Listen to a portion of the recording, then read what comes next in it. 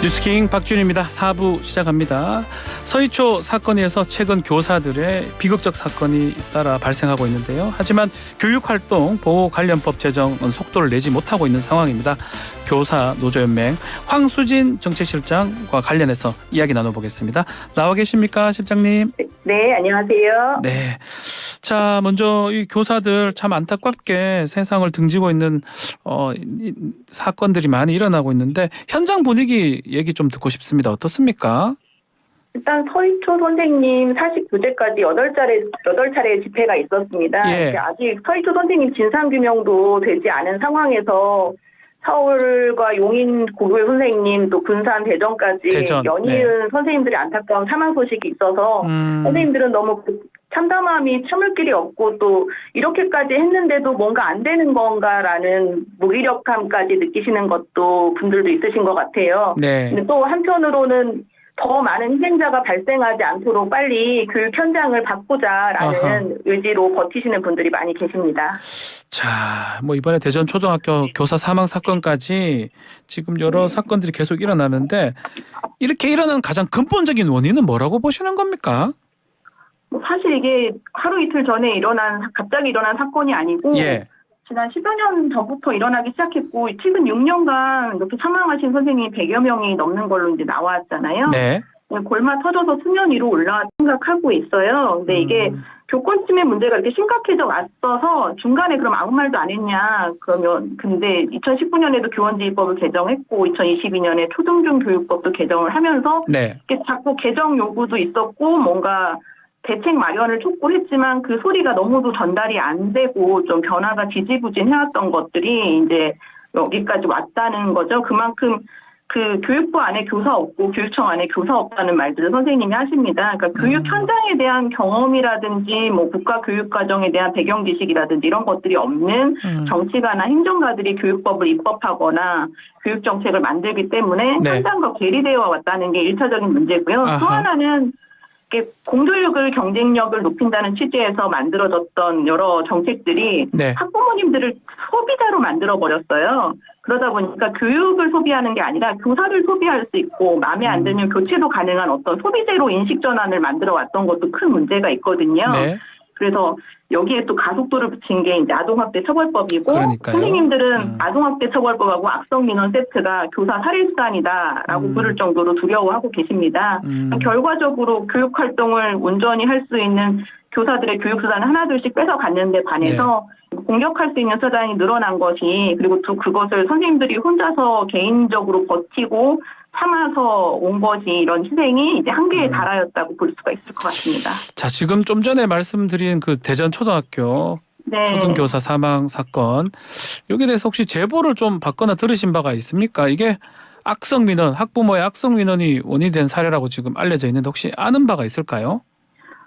너무나 안타까운 게 이제 저희 교사노조, 대전 교사노조의 조합원 분이시기도 했었고요. 초등교사의 조합원 분이시기도 했어서 너무나 안타까운 상황이고요. 이게 지금 알려진 바와 같이 4년이 지속된 사건이잖아요. 그러니까 그 선생님이 이제 그 해당 학생 지금 이 선생님뿐만 아니라 대부분의 선생님들이 많이 아동학대 신고 당하는 것이 아이를 생활지도하면서 많이 당합니다. 수업 중에 떠들거나 친구랑 싸우는 학생들을 당연히 제지를 하고 그거에 대해서 훈계를 하잖아요. 근데 이게 이제 기분이 나쁠 수 있어요. 당연히 혼나면 기분이 나쁘죠. 그런데 이런 경우 우리 아이 이름을 불러서 망신을 줬다. 우리 아이만 미워하고 매일 혼낸다. 그래서 정서적 학대를 했다라고 이제 학부모님이 신고를 하고 또 심지어 이 학부모님 같은 경우는 학교폭력이다라고까지 신고를 했다고 그래요. 그리고 나서 거기서 끝나지 않고 담임이 교체될 때까지 또 담임이 그 학교를 떠날 때까지 떠나고 나서도 같은 동네에 있으면서도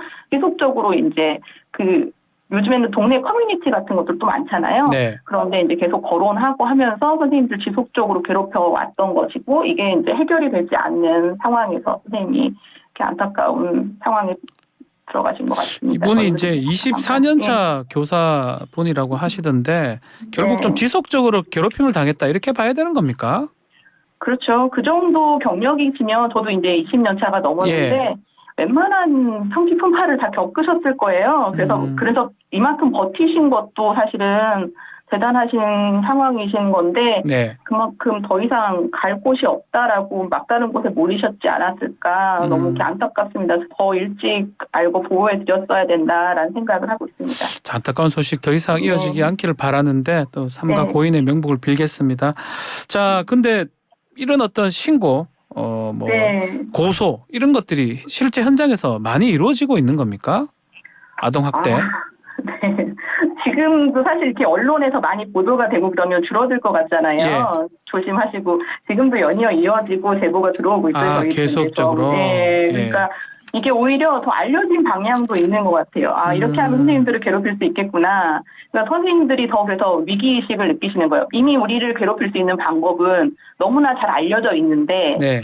근데 우리를 보호할 수 있는 건 아직 마련되어 있지 않기 때문에 더 긴급하게 느끼시고 빨리 법 개정이 이루어져야 된다라고 생각을 하고 계시는 거죠. 선생님도 지금 20년 넘었다고 하는데 또 현재 계시니까 혹시 네. 실제로 비슷한 사례를 겪은 적이 있을까요?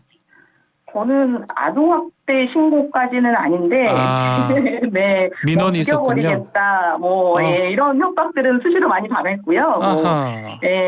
너 자식 자식을 내가 어디까지 키워봤는데 했는데 이런 얘기들은 빈번하고요. 예. 그러니까 저희가 사실은 학생도 선생님들을 선택하기 힘든 것처럼 선생님도 보호자나 학생을 선택하기 힘들잖아요. 네. 그러니까 어떤 분들을 마주칠지 모른다는 두려움에 일종의 뽑기운이라고 선생님들이 학기 초에 얘기를 하시거든요. 이거는 운이다 이 말이네요. 운. 예, 운에 맡겨서 지금까지 버텨온 분들이 많이 계십니다. 참. 지금 아동복지법 관련해서 이게 이 국회 보건복지위에서 이게 상임 법안 개정안 넣었다고 발의했다고 하는데 속도는 안 나는 것 같습니다. 이거는 이유가 뭘까요?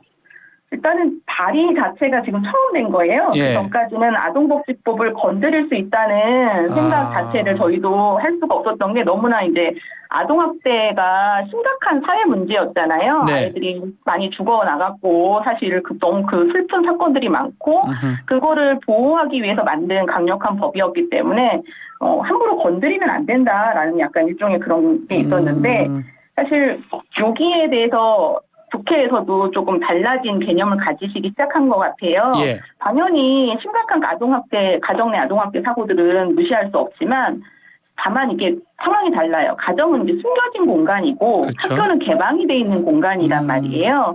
근데 이제 숨겨진 가정에 대한 그런 법 집행 과정을 학교에도 똑같이 적용하면서 이게 악용되어 왔고 이 악용 사례가 너무나 심각하기 때문에 이거는 바로 잡아주지 않으면 사실 선생님들이 계속 이렇게 안타까운 선택을 할 수 있는 사회적 타살이라고까지 하는데 이건 법적 타살이 될 수 있는 과정이거든요. 어떻게 보면요. 예. 이 법을 개정하지 않으면 이 아동학대 처벌법으로 인해서 선생님들이 계속 이런 안타까운 소식을 저희도 들어야 된다는 이게 무시할 수 없는 이런 심겨운 상황이기 때문에 국회에서도 일단은 양쪽 의원들이 아동복지법이랑 아동학대 처벌 관련 특례법 모두 개정 의지를 보여주셨기 때문에 그리고 또 이게 교권 보호 관련 사법하고도 되게 연결이 다 되어 있어요. 결론은. 예. 그래서 어떤 한쪽에서만 법을 개정하기보다는 이렇게 유기적으로 연결되어 있는 법들이 다 한꺼번에 개정될 수 있게 좀 입장차를 좁혀주시길 바랄 뿐입니다. 그 21일 날 본회의에서 교권사법 처리하기 위해서 논의를 이어간다고 하는데 여기 보면 교권 침해 관련해서 생기부, 생활기록부에 기재하는 것, 또 아동학대 사례 판단위원회 신설 이거 관련해서 이견차가 있는 것 같습니다. 이 교사 노조연맹에서는 어떤 입장인지 궁금합니다.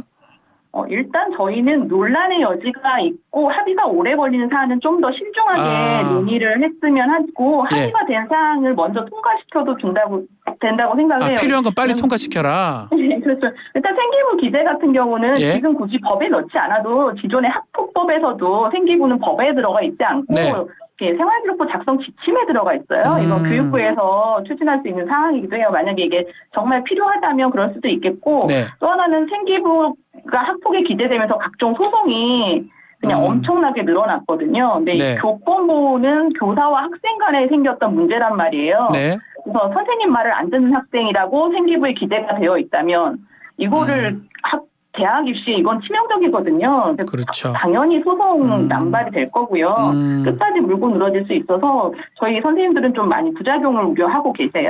그러면 사회판단위원회도 저희가 이거는 수사가 개시되지 못하게 하는 그 과정, 수사가 네. 개시됨으로 인해서 무죄가 분명히 다 나오시거든요. 대부분 아하. 다 무죄돼요. 왜냐하면 거기서 더 이상 수사에도 나올 게 없어요. 네. 근데 수사 과정 자체가 너무나 선생님들을 힘들게 하거든요. 아하. 지치게 하시고. 그렇죠. 그래서 그 과정을 어떻게든 좀 간소화하고 생략할 수 있는 방안으로 하나 제시한 그 대안이었거든요. 근데 네. 만약에 지금 법무부에서 이거 가지고 수사 지침을 변경하신다고 하면 굳이 이것도 아직 그렇게 뭐 다른 방식으로도 제안할 수 있으니까요. 이거는 중간에서 어쨌든 수사 개시가 되지 않는 기구가 어떤 방식으로도 필요하다는 의견입니다. 네. 자, 좀 짧게 앞으로 네. 어떻게 합니까? 집회 뭐 이런 거 계속 이어나갈 계획입니까? 좀 짧게 말씀 부탁드리겠습니다. 선생님들이 사실 지난주 집회는 쉬셨어요. 이미 8차례나 집회를 하면서 이제 국회나 교육부가 제대로 이제 대답해 줄 것이라는 기다림의 시간이었다고 네. 생각합니다. 그런데 바로 이어진 보도가 여야가 합의가 되지 않아서 법안 통과가 안 됐다는 거였거든요. 네. 그리고 교육부랑 교육청은 좀 약간 이제 이만큼 했으니 된다라고 좀 손을 놓는 느낌이 좀 있어요. 네. 아직 그렇지 않거든요. 민원응대 시스템 같은 거라든지 네, 뭐 교권 알겠습니다. 보호 예산 편성조차도 안 돼 있는 상황이기 때문에 네. 이런 것들이 빨리 만들어져야 선생님들이 좀 알겠습니다. 안심하실 수 있거든요. 그래서 네. 아마 지속적으로 이제 이런 예, 집회를 알겠습니다. 좀 다시 할 것 같습니다. 네. 자, 오늘 말씀 여기까지 듣겠습니다. 감사합니다. 네, 감사합니다. 황수진 정책실장과 함께했습니다.